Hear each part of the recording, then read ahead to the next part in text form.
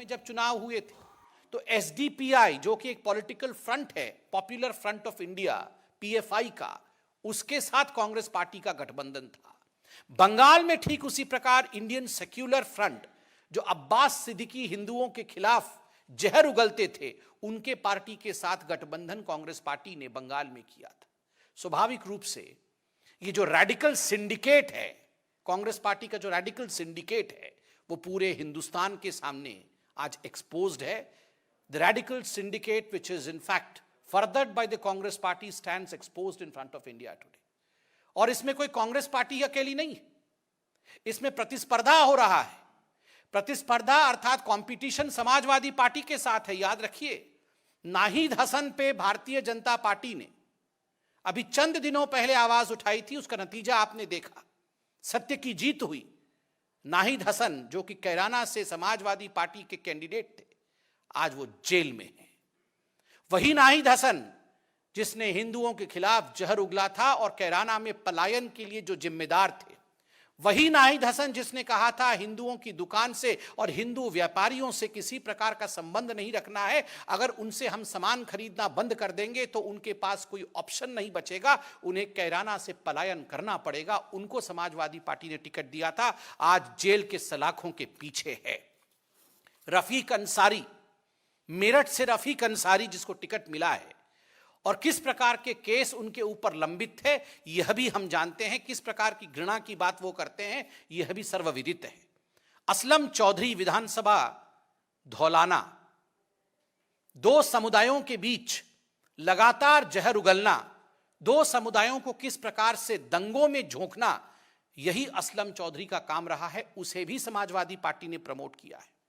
साहिद मंजूर किठौर से, उनके खिलाफ भी क्या केस है आप अध्ययन कर सकते हैं। और मुहर्रम अली पप्पू, मुहर्रम अली उर्फ पप्पू, जिसको टिकट दिया गया है समाजवादी पार्टी द्वारा और जो सहारनपुर में गुरुद्वारा हिंसा का मास्टरमाइंड था, गुरुद्वारे में किस प्रकार उन्होंने हिंसा करवाई थी मुहर्रम अली ने, ये हम सब ने देखा था।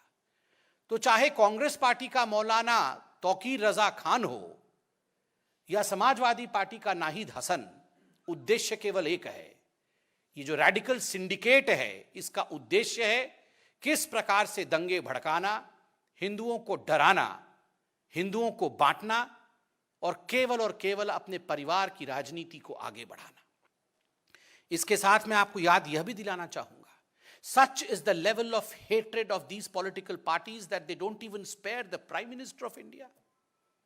ये जो घृणा की राजनीति है, आज कुछ पॉलिटिकल पार्टीज जो घृणा की राजनीति को आगे बढ़ा रही हैं, उसमें इसका आलम इस कदर ऊपर जा चुका है कि कुछ पॉलिटिकल लोग प्रधानमंत्री नरेंद्र मोदी जी के खिलाफ भी जिस प्रकार के शब्दों का उच्चारण कर रहे हैं, प्रयोग कर रहे हैं, और जिस प्रकार का प्रयोग पंजाब में भी हुआ वो हमने देखा है।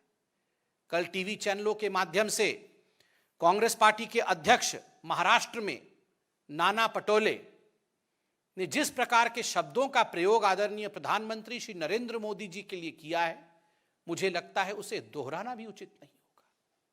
वो कहते हैं कि आवश्यकता पड़ने पर मैं मोदी को मार भी सकता हूं, मैं मोदी को गाली भी दे सकता हूं, मैं मोदी को मार भी सकता हूं, मैं मोदी को गाली भी दे सकता हूं। आज मैं राहुल गांधी और प्रियंका वाड्रा से पूछना चाहता हूं, भारतीय जनता पार्टी की तरफ से, या आपके पार्टी के इतने बड़े बड़े नेता मोदी जी के खिलाफ, देश के प्रधानमंत्री के खिलाफ जिस प्रकार का जहर उगल रहे हैं, एक बात बिल्कुल स्पष्ट है, पंजाब में प्रधानमंत्री के सुरक्षा के ऊपर जिस प्रकार का हमला हुआ, सुरक्षा में चूक हुई, सुरक्षा में टूट हुई, वो प्रयोग था, संयोग नहीं था।